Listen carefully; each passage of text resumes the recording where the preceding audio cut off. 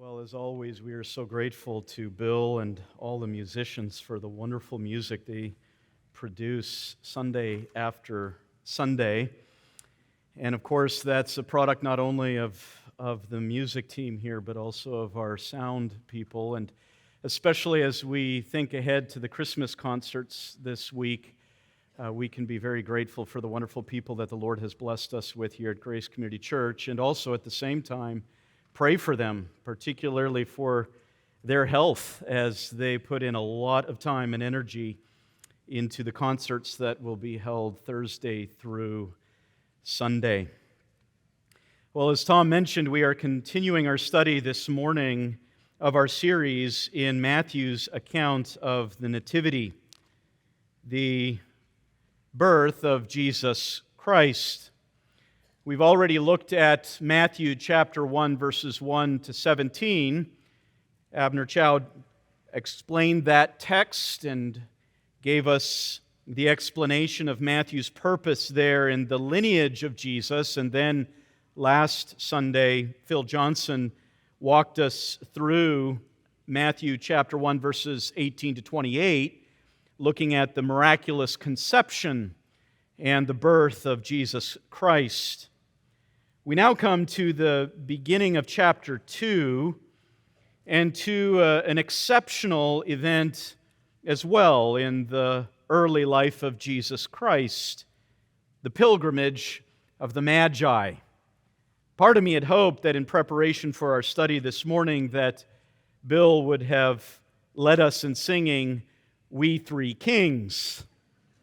It is in Hymns of Grace, it's number 228.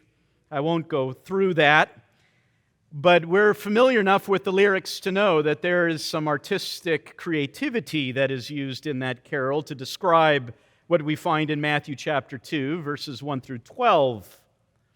And whether it is the carol itself or the depictions of the Magi on Christmas cards or in nativity sets, there certainly is a lot of tradition that has developed, that has accreted over time with respect to this most fascinating portion of Scripture.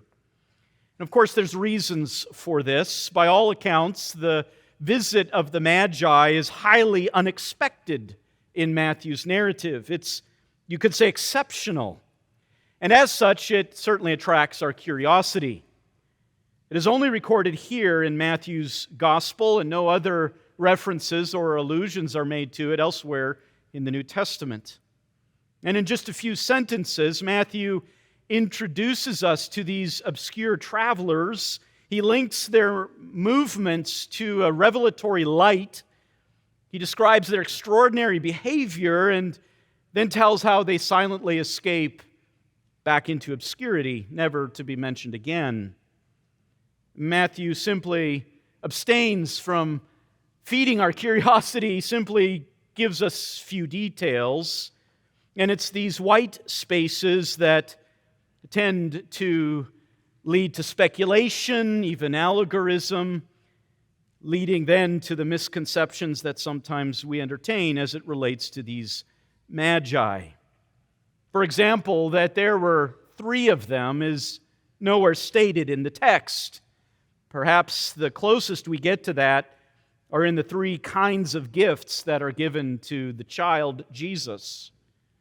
Or that they were kings is also not sustainable. In fact, there's nothing in the term, as we'll see, nothing in the term Magi that would lead us to believe that these are potentates of foreign nations. If we would look at Roman Catholic tradition, their names were Caspar, Melchior, and Balthazar. And if you're ever in Germany, you can go to the Cologne Cathedral and pay a visit to their bones.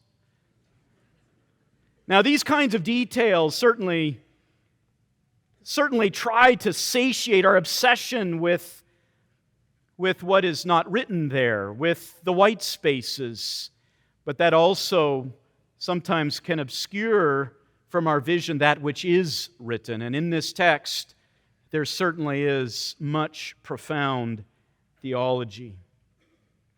So turn in your Bibles, and we're going to look at this text this morning. It's Matthew chapter 2, and we'll look from verses 1 through 12. Matthew 2, 1 through 12. Now after Jesus was born in Bethlehem of Judea in the days of Herod the king, Magi from the east arrived in Jerusalem, saying, "Where is he who has been born King of the Jews? For we saw his star in the east and have come to worship him." When Herod the king heard this, he was troubled, and all Jerusalem with him. Gathering together all the chief priests and scribes of the people, he inquired of them where the Messiah was to be born.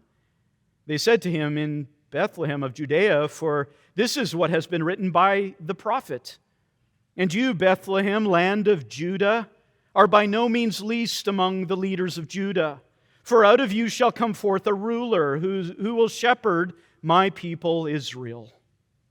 Then Herod secretly called the Magi and determined from them the exact time the star appeared. And he sent them to Bethlehem and said, "Go and search carefully for the child. And when you have found him, report to me, so that I too may come and worship him." After hearing the king, they went their way, and the star, which they had seen in the east, went on before them until it came and stood over the place where the child was. When they saw the star, they rejoiced exceedingly with great joy. After coming into the house, they saw the child with Mary, his mother, and they fell to the ground and worshipped him. Then opening their treasures, they presented to him gifts of gold, frankincense, and myrrh. And having been warned by God in a dream not to return to Herod, the Magi left for their own country by another way. Now, before we get into this passage this morning, it's important quickly to consider Matthew's purpose in writing this gospel.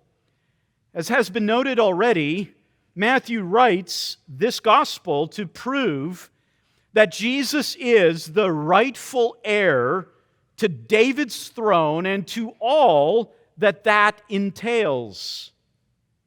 He is the one who will rule an everlasting kingdom and whose dominion will cover the entire earth.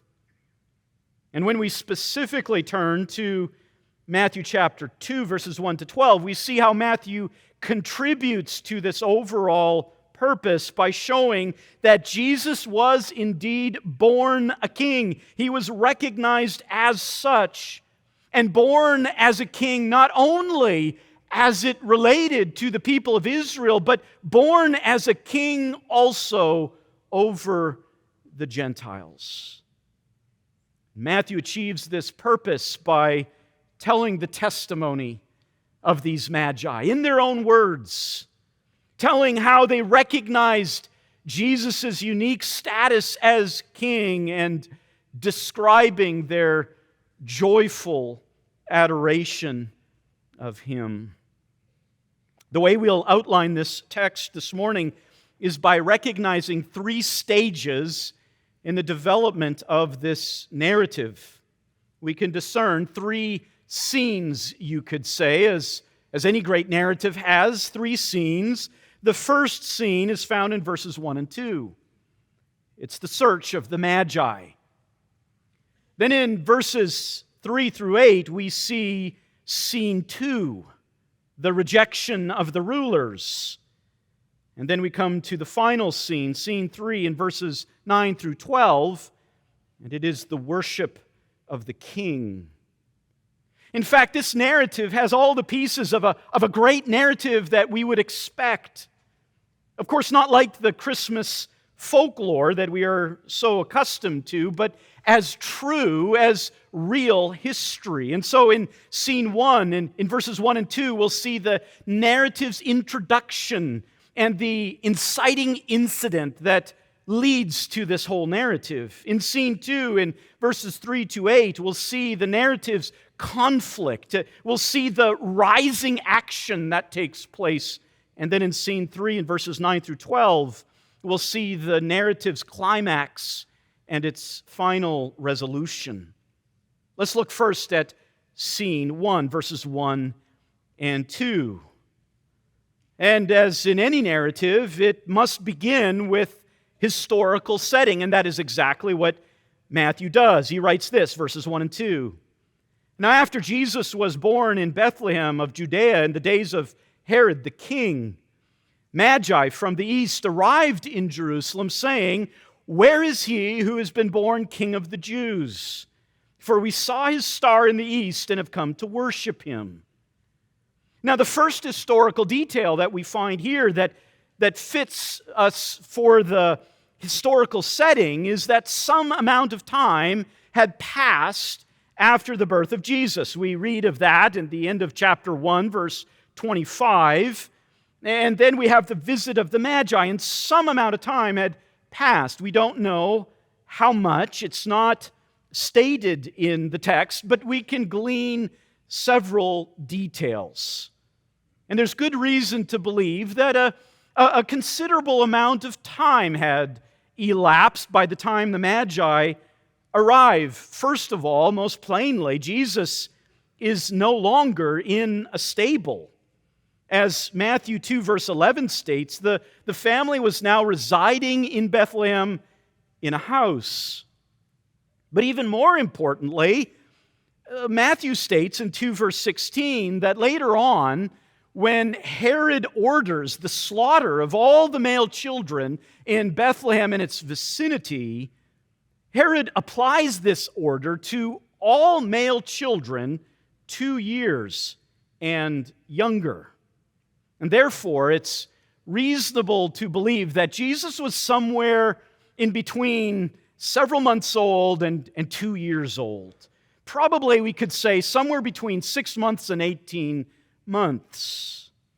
Matthew also mentions here, as part of this historical setting, that Jesus was born in Bethlehem of Judea. Now notice Matthew's historical accuracy. There was another Bethlehem, a Bethlehem in Zebulun to the north. But Matthew is showing us Jesus' connection to the tribe of Judah, and specifically to David. Bethlehem of Judea was David's town. This is the Bethlehem of David, the great king. And in Jesus' day, the city probably had around 1,000 residents. It was not a fancy place. In fact, it's called the House of Bread because it was in an agricultural area. And in Jesus' day, it was mainly inhabited by shepherds, those of the lower class of society.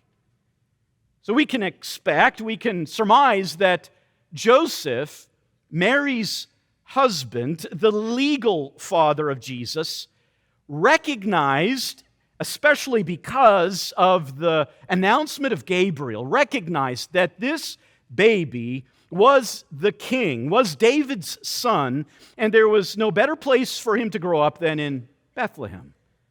And so Joseph procures a place there in Bethlehem to raise Jesus. There's another detail here of the historical setting. It's in verse 1, and it's where Matthew says that the visit of the Magi corresponded to the days of Herod the king. This Herod, also known as Herod the Great, is not the same Herod that we meet later on in the New Testament. There were several Herods. This one is the head. He was voted in as king of Israel in 40 BC by the Roman Senate, and it took Herod several years to secure his grip on power. And he ruled then from 37 BC to 4 BC over this part of the world. His rule encompassed Judea, Samaria, Galilee, Jordan, Syria, Lebanon. And this Herod was not a true Jew. He was an Idumean. He was an Edomite. He was one of the descendants of Esau. And the people, the Jewish people, hated him. But he enjoyed the support of Rome, and that for him was all that really mattered. Now, for some, Herod was an exceptionally gifted leader. He instituted ambitious public works and building projects. Some of them we even are familiar with today. He reconstituted the temple and its foundation. If you go to Jerusalem and see the Western Wall, the Wailing Wall, that's a result of Herod's building projects. He also established fortresses in Jerusalem and on Masada. And he also built the great port that is there on the Mediterranean known as Caesarea Maritima. But he was paranoid. He was jealous. He was shrewd. And he was cruel. He killed one of his wives, 3 of his sons, and even his mother-in-law. Because of his suspicion over his family, Caesar Augustus supposedly said this of Herod the Great: "It is better to be a pig in Herod's court than a son." It is well attested that eventually, in 4 BC, Herod the Great dies a very painful death. He suffered from kidney disease, severe infection, and gangrene. And so because he dies in 4 BC, we generally place the birth of Jesus sometime prior to that, somewhere between 6 BC and 4 BC. Now that's the historical setting given to us in this first scene. There are also some other details that Matthew gives us in this first scene in verses 1 and 2. And he introduces for us, for example, in the second part of verse 1, the main characters. Herod is actually not the main character. The main characters are Magi from the east. And it doesn't come through in our translation, but Matthew includes a note of exclamation when he introduces these travelers. He says, "Behold, Magi from the east." He wants us to know that these men are extraordinary. Now, who were the Magi? As we already noted, there's a lot of speculation about who they were, and we really don't know specifically the identity of these Magi, and that's okay. It's not really the point. But from what we can tell from this word Magi is that they were not kings.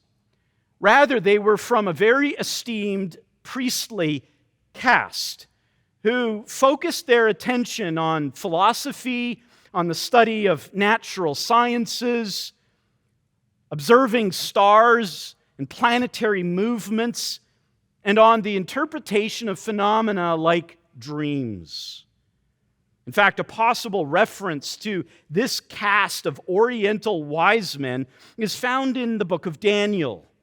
In Daniel chapter 1 and in chapter 2 and in chapter 5, we meet in that book these Babylonian magicians. It's from the same word, magi, magician, and they are those who were called upon specifically to interpret dreams.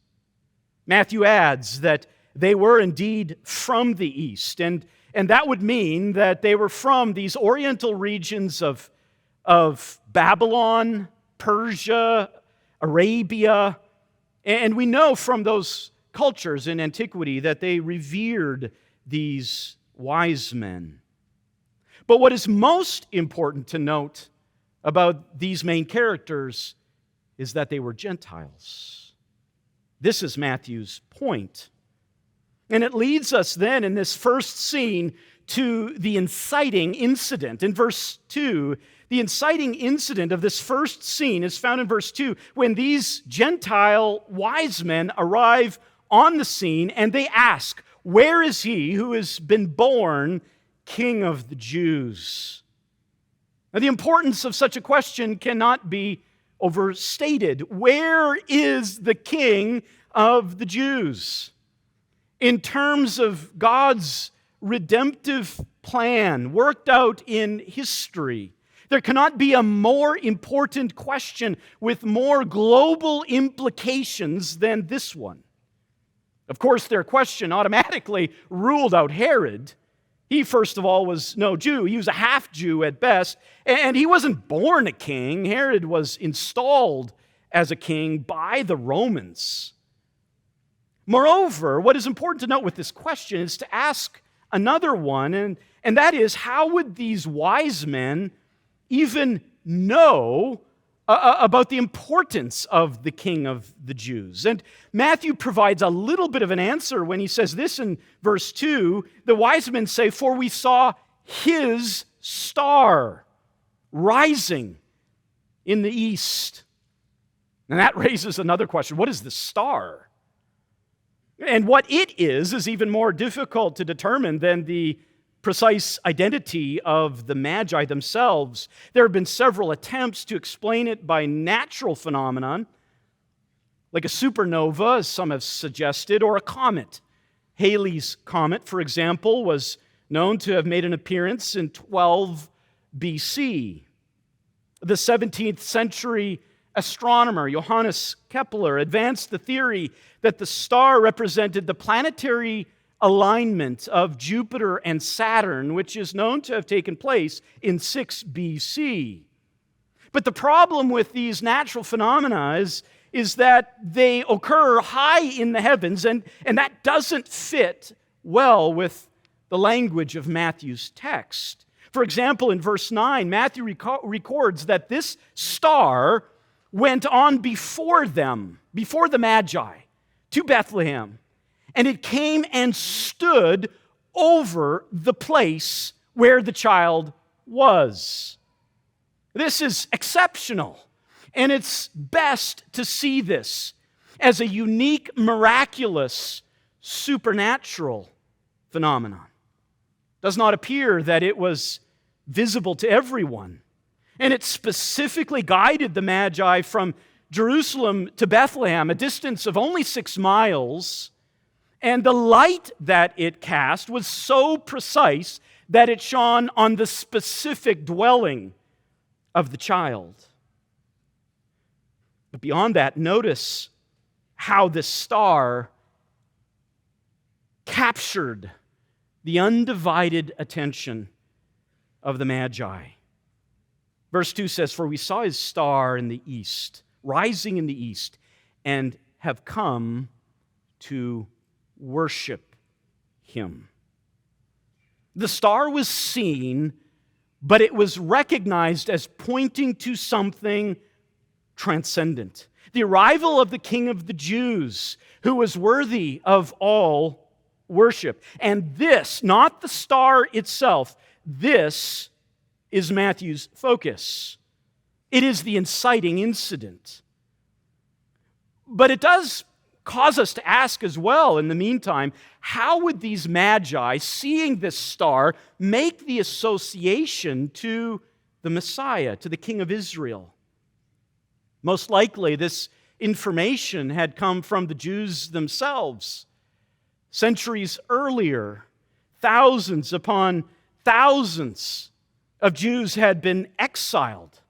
Men like Daniel, to the oriental regions, to Assyria and to Babylon and to Persia.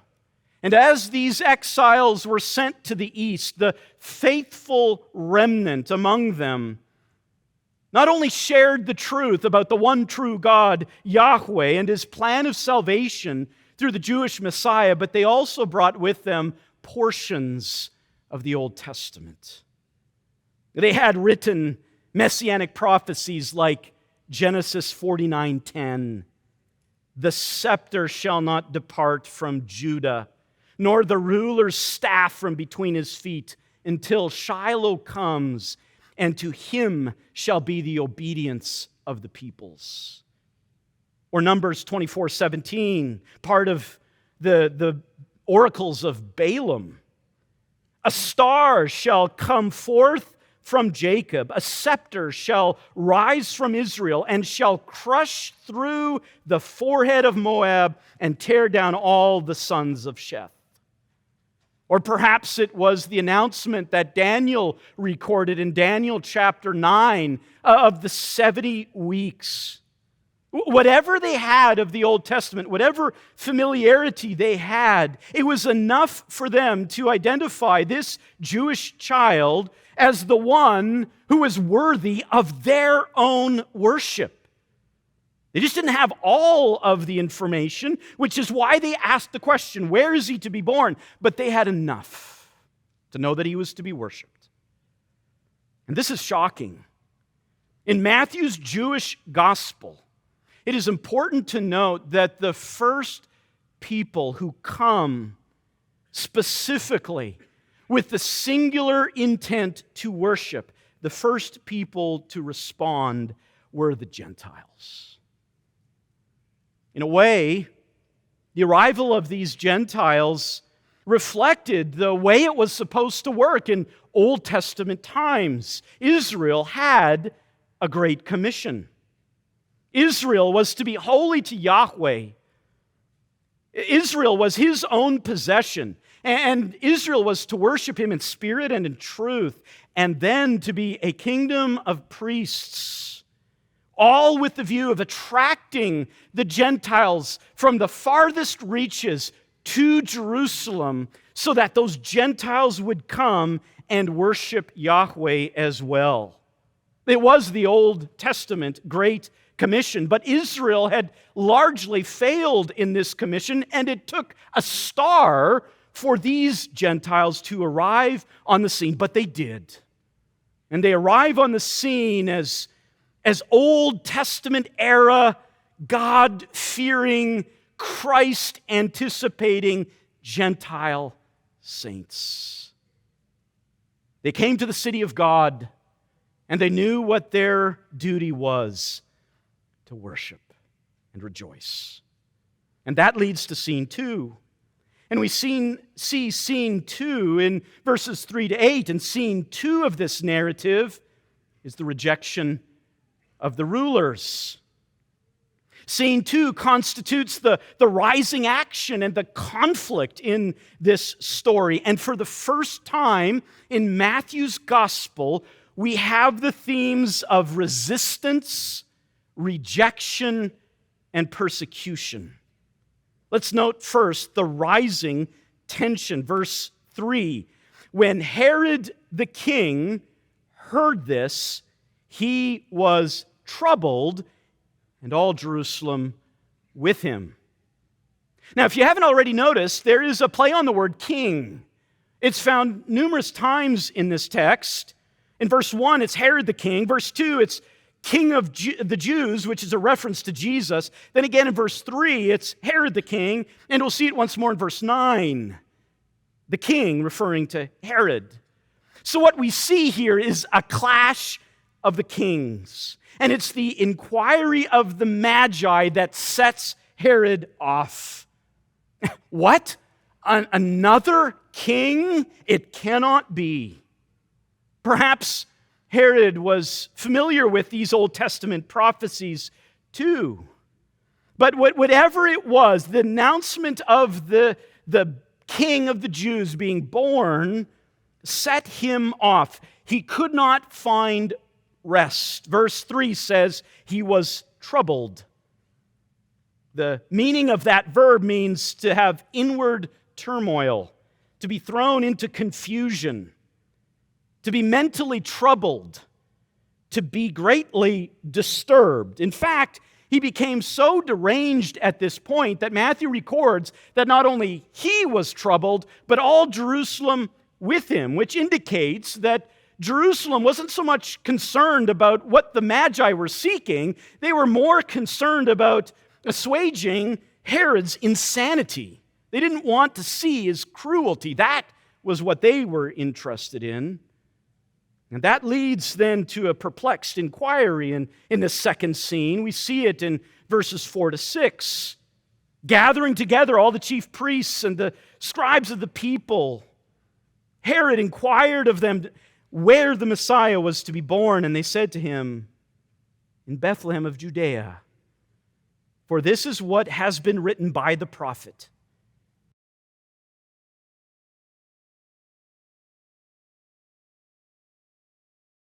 Out of you shall come forth a ruler who will shepherd my people Israel." Herod gathers the chief priests. This, of course, would be the chief priest himself, previous chief priests who had served in that office, their administrative members, and the entire Sanhedrin. He also gathers together the scribes, the biblical scholars, the lawyers, the teachers of the people.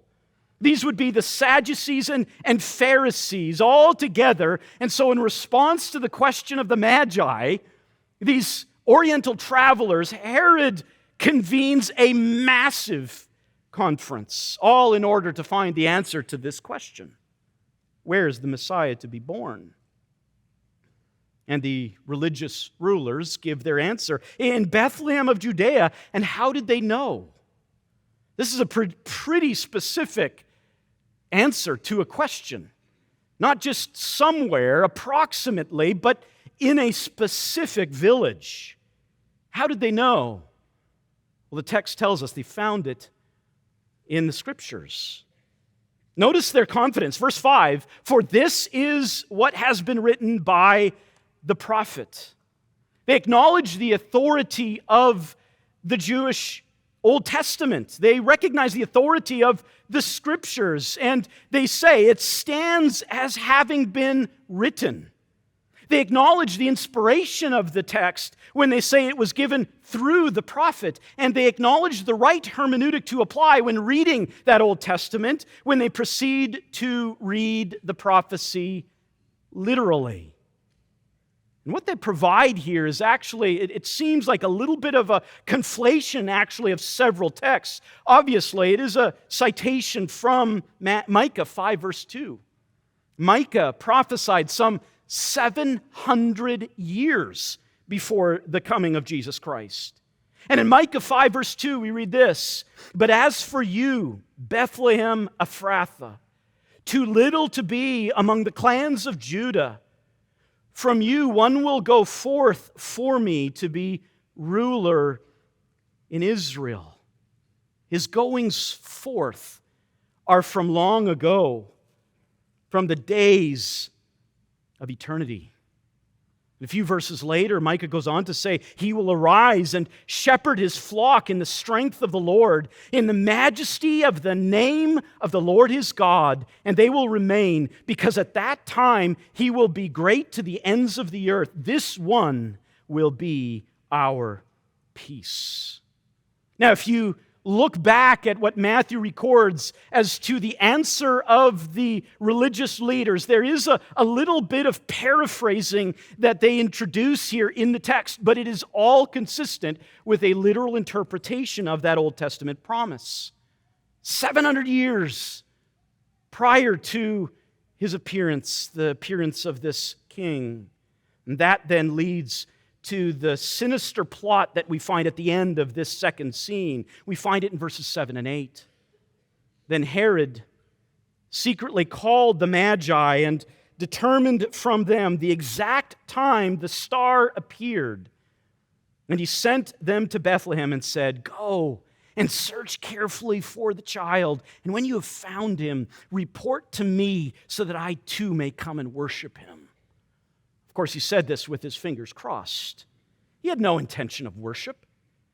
And he enlists the Magi as unwitting informants.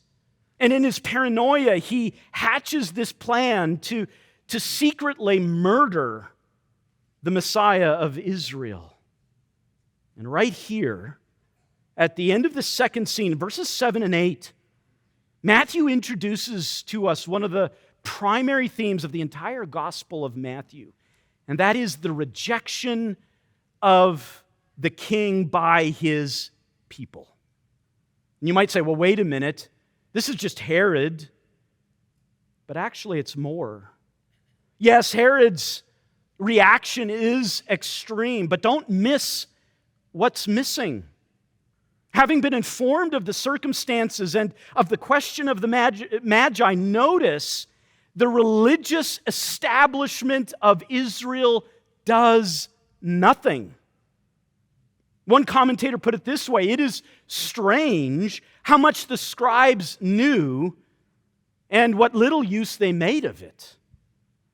Or in the words of Augustine, these religious leaders were like milestones. They pointed out something to travelers, but themselves remained stolid and motionless. The irony here is great. They knew all the right answers, but they didn't care. They were more concerned with Herod's insanity.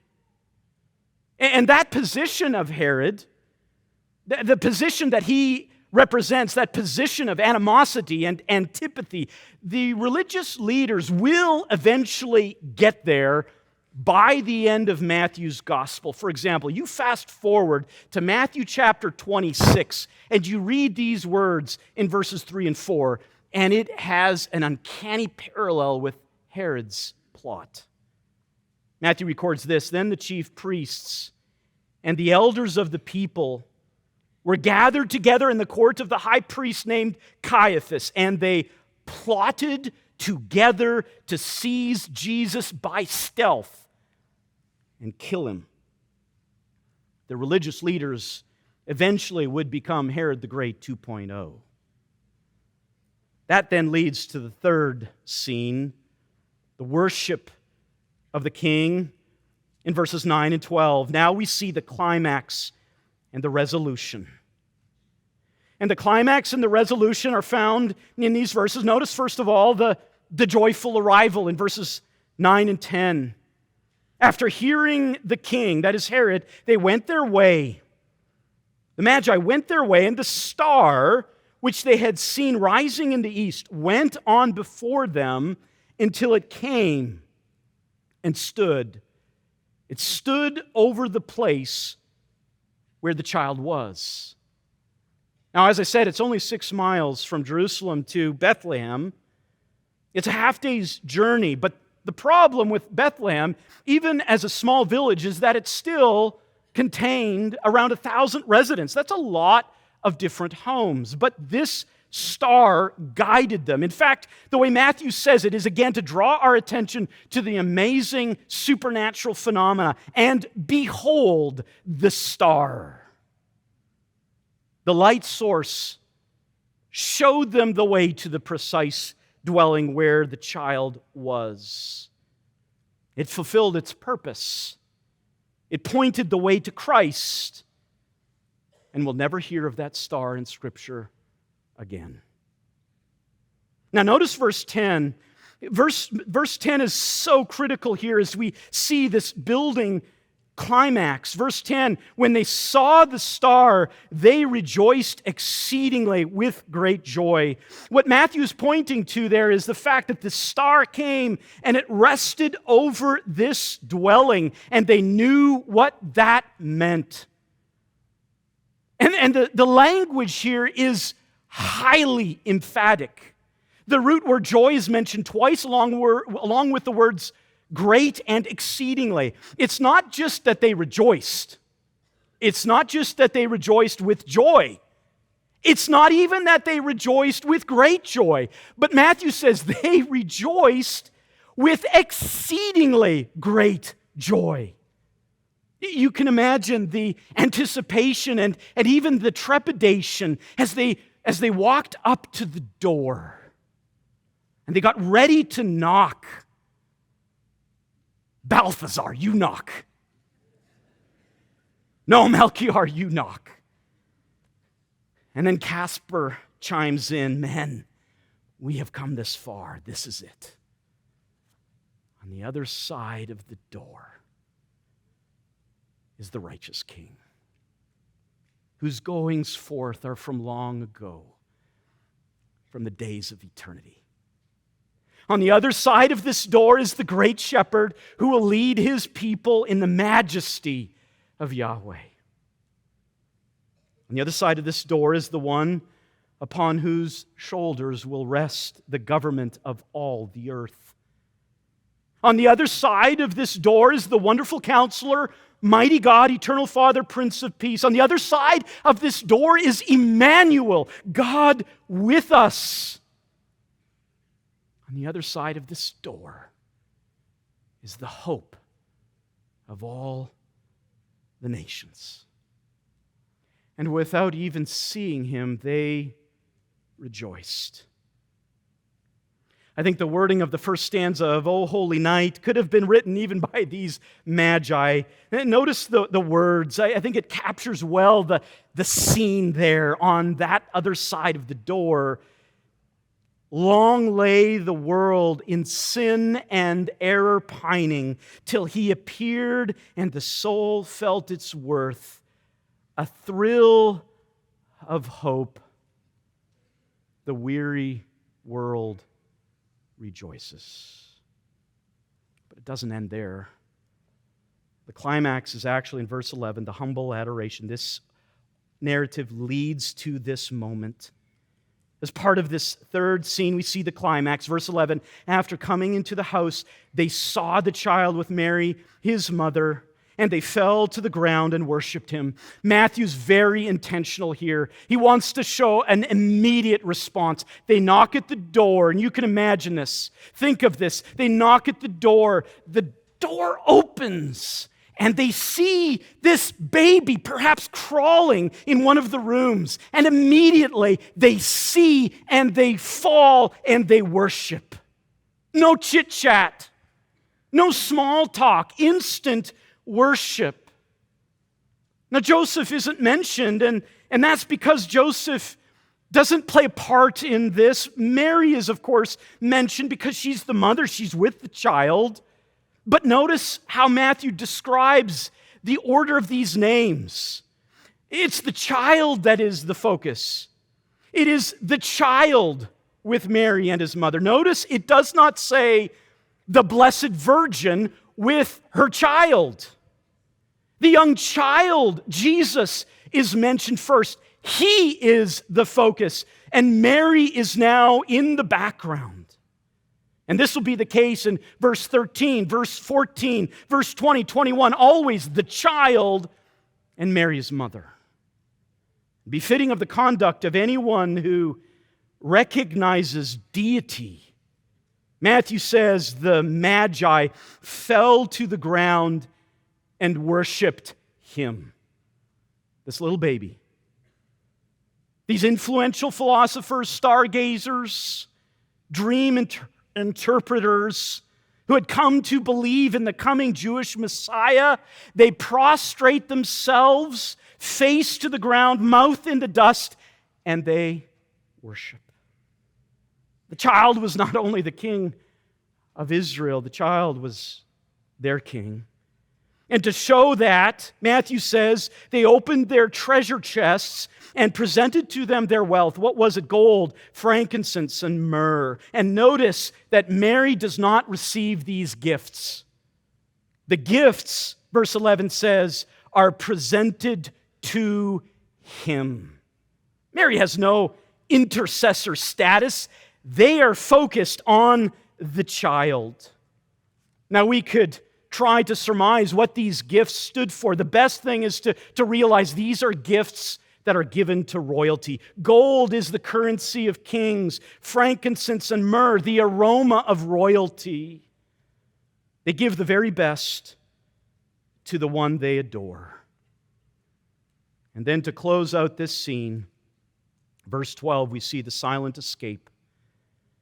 The resolution to this narrative, having been warned by God in a dream not to return to Herod, the Magi left for their own country by another way.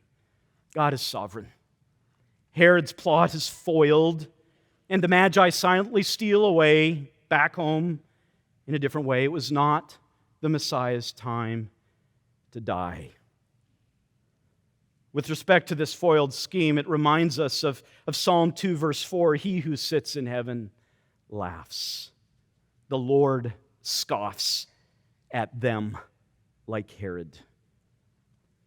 But you know, the time will come for this Messiah to be pierced.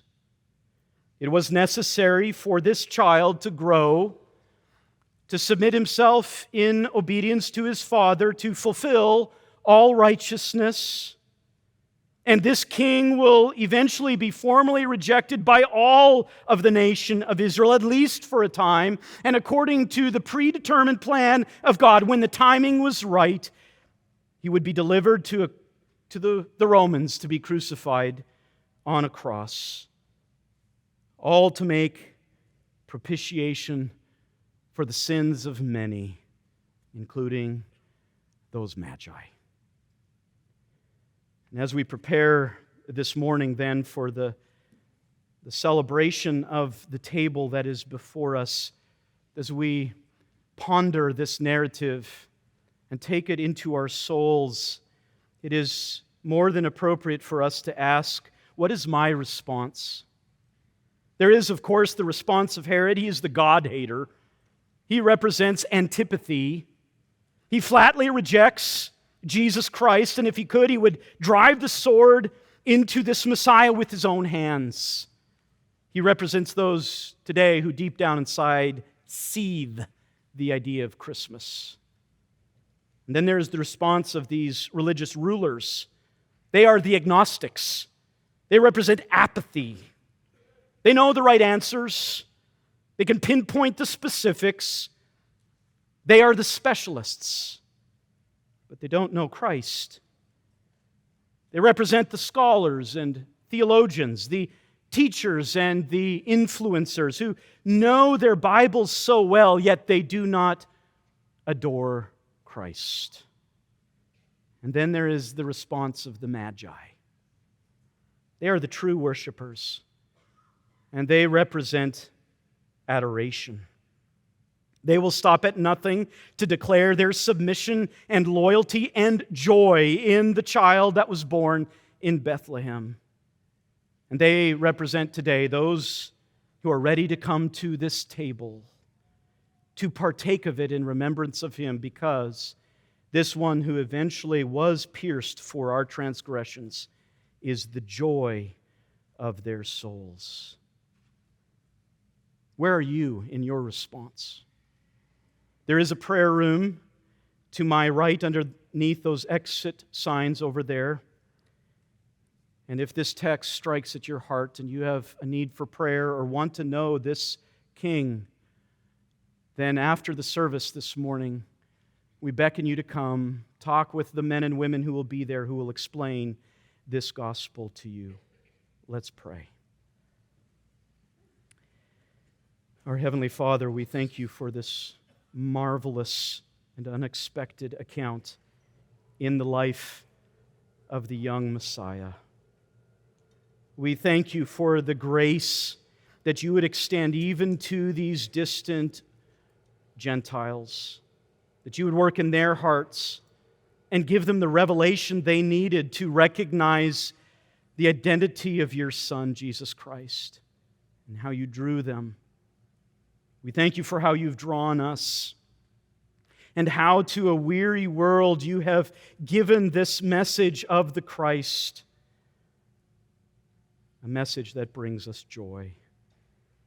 We thank you for all of this in His name. Amen.